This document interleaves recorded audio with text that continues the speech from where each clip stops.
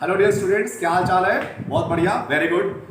Government ने बच्चों coaching school सब खोलने की परमिशन दे दी है और बहुत जल्दी बच्चों तुम्हारा बैच में स्टार्ट करने जा रहे हैं। 26 या 27 अगस्त से पहला बैच बच्चों हम लोग स्टार्ट करेंगे। तैयार हो जाओ बच्चों, बहुत जबरदस्त 2022 की तैयारी शुरू होने जा रही है। लेकिन आज हम आपको 2021 के लिए बच्चों नीट के लिए एक बहुत इंपॉर्टेंट टॉपिक पढ़ाने जा रहे हैं। फाइनल एस हेल्मेंस, जिसे डिमैटी हेल्मेंस या इसे राउंड वर्म भी कहा जाता है। इसे राउंड वर्म इसलिए कहा जाता है बच्चों क्योंकि इसकी बॉडी ट्यूब लाइक होती है और कहीं से क्रॉस सेक्शन काट दो, कहीं से भी क्रॉस सेक्शन काट दो तो हमेशा बॉडी सर्कुलर या राउंडेड दिखाई पड़ती है बच्चों, इसीलिए इसे राउंड वर्म कहा जाता है। इसकी एक खास बात ये भी बच्चों, इस फाइलम से शुरुआत होता है organ system level of body organization. ध्यान रखना, organ system level of body organization शुरुआत फाइलम एस हेल्मेंस से होती है और इसके बाद जितने भी एनिमल्स हैं बच्चों उन सब में organ system level of body organization पाया जाता है। इसके पहले प्लैटीहेल्मेंस था, वहां पर ऑर्गन लेवल था, ऑर्गन सिस्टम लेवल नहीं। ध्यान रखना, प्लैटीहेल्मेंस में ऑर्गन लेवल और ऑर्गन सिस्टम लेवल की शुरुआत कहां से हुई? एस हेल्मेंस से। क्लियर? उसके पहले था टीनोफोरा एंड सिलेंट्रेटा, वहां पर टिश्यू लेवल था। उसके पहले पोरीफेरा, वहां पर सेलुलर लेवल था। उसके पहले प्रोटोजोआ, वहां पर protoplasmic level of body organization था। ये सारी बातें हम लोग पढ़ चुके हैं। जो हेल्मेंस या डिमैटी हेल्मेंस है बच्चों, इसकी 4-5 विशेषताएं होती हैं। इसम के जो एनिमल्स होते हैं वो फ्री लिविंग भी हो सकते हैं, वो पैरासाइट्स भी हो सकते हैं, वो पानी में भी हो सकते हैं, लैंड पर भी हो सकते हैं, वो पैरासिटिक मोड ऑफ लाइफ में वो पैथोजेनिक भी हो सकते हैं। तो मतलब एक कॉम्बिनेशन है, यानी दिस में भी free living, parasite, terrestrial, aquatic, parasites in plants and animals और कुछ पैथोजेनिक जो बीमारी कॉज करते हैं जैसे कि स्कैरिस एंड बुचीरेलिया। क्लियर? एस हेल्मेंस की एक खास बात और भी होती है बच्चों, इनकी बॉडी ट्यूबुलर होती है, tube like. Mouth and anus, anus females में होता है, क्लोएका मेल्स में या अपोजिट एंड पर पाए जाते हैं और alimentary canal straight and complete होती है।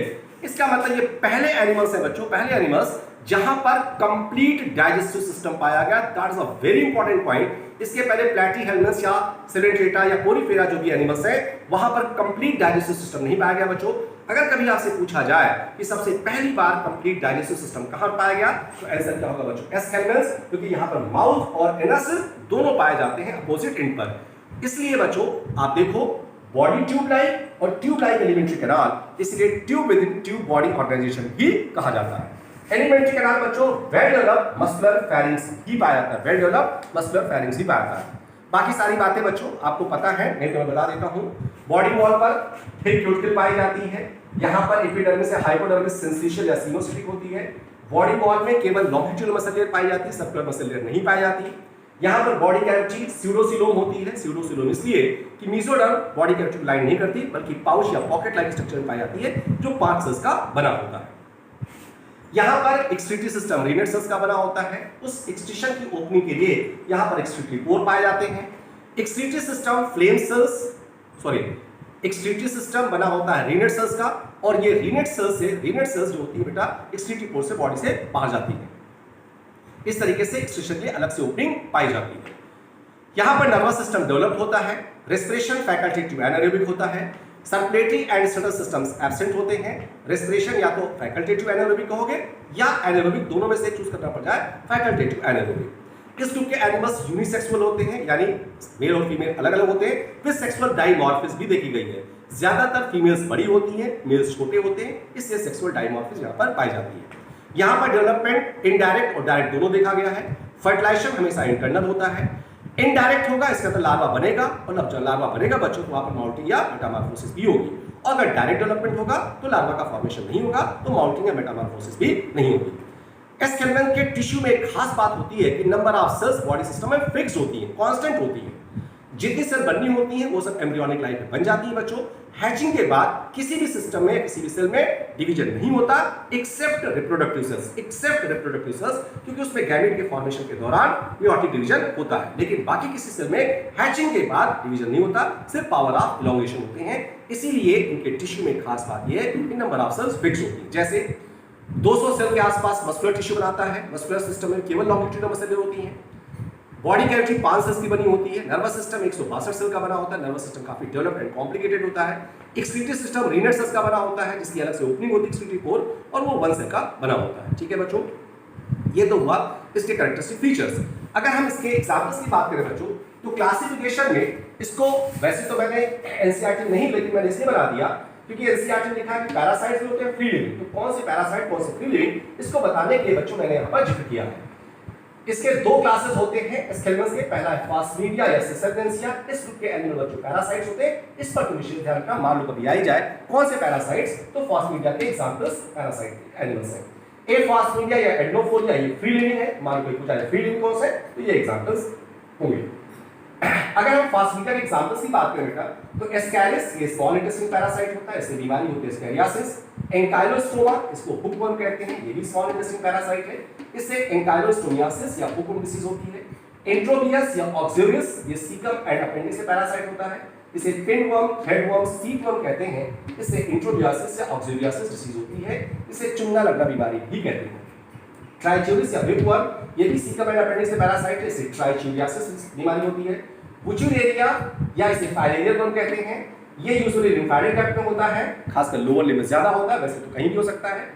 इससे होने वाली बीमारी फाइलेरियासिस या एलिफेंटियासिस। ए फास्मीडिया या एंडोफोलिया के एग्जांपल है ट्राइचिनेला, कैपिलेरिया, लोआ लोआ।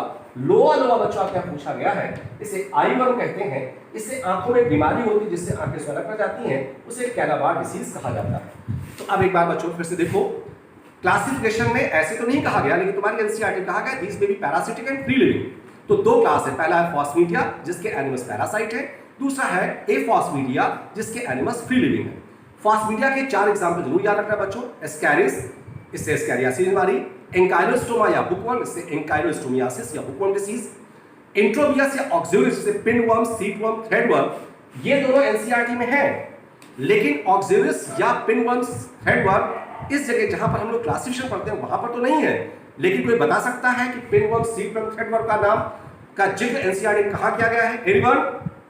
यस बच्चों, डाइजेस्टिव सिस्टम में जहां लिखा the most common ailment of digestive system या alimentary canal is the inflammation of alimentary canal या intestine which is mainly caused by bacteria और virus and also caused by, वहीं पर लिखा हुआ also caused by pinworm, threadworm, hookworm, ascaris, ये सब वहां लिखा हुआ है बच्चों, तो वहां पर इसका जिक्र किया गया है, इसलिए मैंने यहाँ लिखा दिया जिससे आपको पता चल जाए कि इंट्रोबियस या पिनवर्म कहां से बिलोंग करते हैं, क्लासिफिकेशन ऑफ एस्केलमस में फास्मीडिया से बिलोंग करते हैं, ठीक है।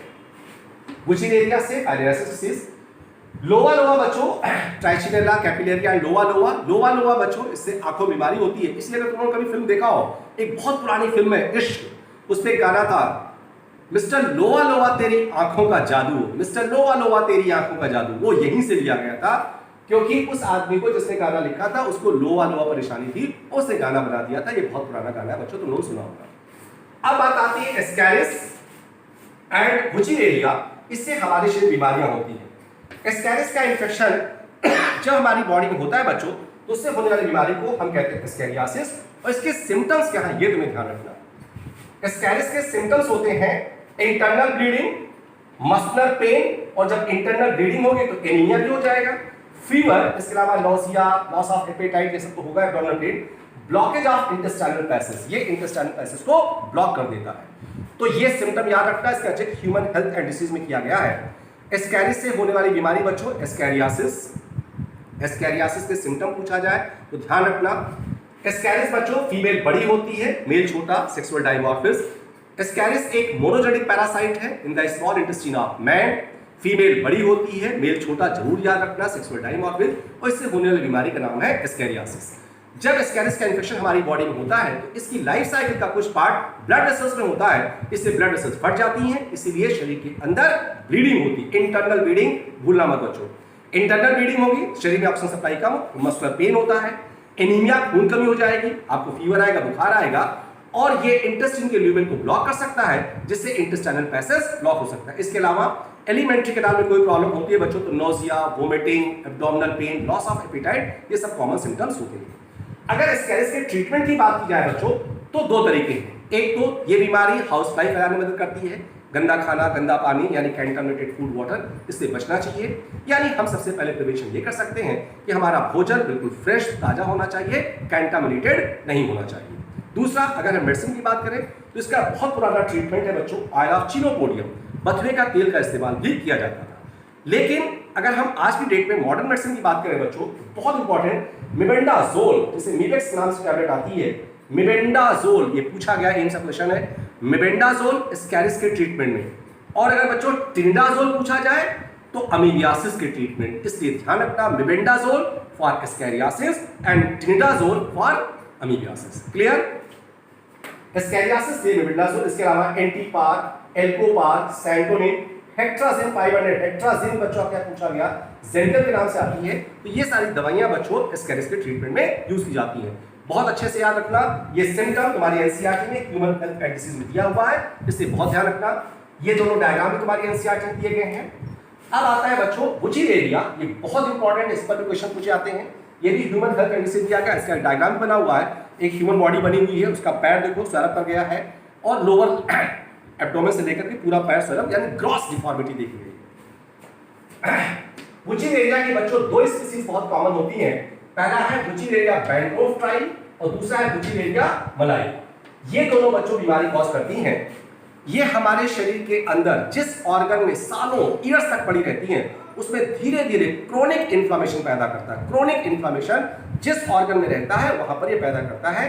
ज्यादातर ध्यान रखना, ज्यादा mostly lymphatic vessels of lower limb, lymphatic vessels of lower limb में ज्यादा रहता है, सालों बड़ा रहता है और धीरे धीरे स्लोली ग्रोइंग इन्फ्लेमेशन कॉज करता है। Chronic inflammation in which organ it is present for many years, mostly in the lower limbs, mostly in the lymphatic vessels of lower limb, जिससे पैरों में स्वेलिंग हो जाती है। इसे फाइलेरियासिस या एलिफेंटियासिस डिसीज कहा जाता है। इंडिया में, साउथ इंडिया में बच्चों इसको ज्यादा होते हुए देखा गया है। इसके अलावा कभी कभी क्या, बल्कि ज्यादातर, ऑफन ज्यादातर इसमें गोनैड्स या रिप्रोडक्टिव स्ट्रक्चर भी इन्वॉल्व हो जाता है, जिससे पूरा का पूरा स्ट्रक्चर ही बदलने लगता है। इसे ग्रॉस डिफॉर्मिटी कहते हैं। ये बच्चों बुचीलेरिया एक डाइजेनिक पैरासाइट है, लिम्फेटिक वेसल्स ऑफ ह्यूमन में रहता है। ये तो प्राइमरी होस्ट हो गया ह्यूमन, लेकिन इस बीमारी को ट्रांसमिट करते हैं, इसके सेकेंडरी होस्ट होते हैं बच्चों female culex and female aedes mosquitoes, दोनों होते हैं। लेकिन दोनों में से बच्चों कभी बेस्ट करेक्ट आंसर चूज करना पड़ जाए तो हम फीमेल क्यूलेक्स को प्रेफरेंस देंगे। बुचीलेरिया के लार्वा का नाम है माइक्रोफाइलेरिया लार्वा। तो आप फिर समझ लो, बुचीलेरिया एक डाइजेनिक पैरासाइट है, यूजुअली लिम्फेटिक डक्ट या lymphatic vessels of lower limb में ज्यादा होता है। इसका लार्वा का नाम है माइक्रोफाइलेरिया और इस बीमारी को ट्रांसमिट करते हैं female culex and female aedes mosquitoes. लेकिन दोनों में से बेस्ट चूज करना पड़ जाए बच्चों तो आप फीमेल क्यूलेक्स को प्रेफरेंस दोगे। Female aedes mosquitoes chikungunya and dengue बीमारी को भी ट्रांसमिट करती है। ये भी नीट का क्वेश्चन पूछा गया है कि chikungunya and dengue is transmitted by, तो आंसर क्या होगा बच्चों, फीमेल एडीज मॉस्किटोज। तो हमारे पास से आज का लेक्चर एक बहुत इंपॉर्टेंट लेक्चर था बच्चों, एनिमल किंगडम ऑफ फाइलम एस हेवन के साथ साथ हमने ह्यूमन हेल्थ एंड डिसीज के बारे में भी, बुचीलेरिया एंड स्कैरियासिस सिम्टम, उसका ट्रीटमेंट क्या हो सकता है इसके बारे में पढ़ा बच्चों। बी केयरफुल, जबरदस्त तरीके से उठ जाओ बच्चों। Thank you very much, thank you very much.